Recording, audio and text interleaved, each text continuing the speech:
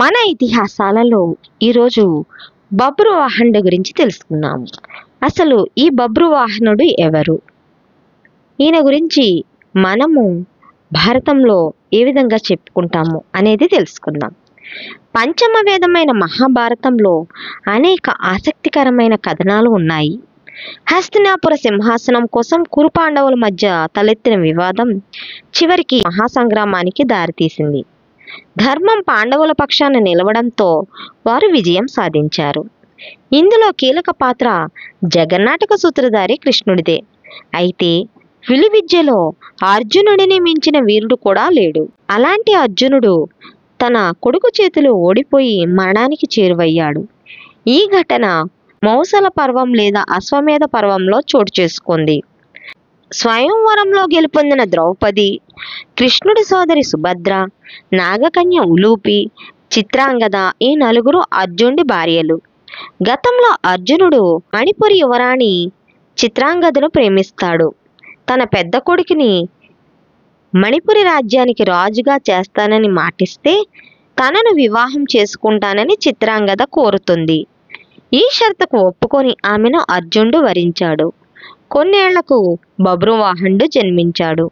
ఆ తర్వాత అర్జునుడు మణిపురి నుంచి హస్తినకు చేరుకున్నాడు. కురుక్షేత్ర సంగ్రామం తర్వాత ధర్మరాజు అశ్వమేధ యాగం తలపెట్టాడు. యాగంలో భాగంగా అశ్వాన్ని విడిచిపెట్టినప్పుడు వివిధ రాజ్యాలలో సంచరిస్తూ ఉంది. ఇలా ప్రయాణించినప్పుడు దాన్ని ఎవరైనా అడ్డుకుంటే వారిని యుద్ధంలో ఓడించాలి. అప్పుడే ఆ రాజ్యం వీరి సొంతమవుతుంది. దశాబ్దం తర్వాత అర్జునుడు యాగాశ్వానికి సంరక్షకుడిగా మణిపురి రాజ్యానికి చేరుకుంటాడు. అప్పటికి రాజుగా ఉన్న బబ్రువాహనుడు అశ్వాన్ని బంధించి అర్జునుడితో యుద్ధం చేస్తాడు. తాము తండ్రి కొడుకులమనే విషయం ఇద్దరికీ తెలియదు.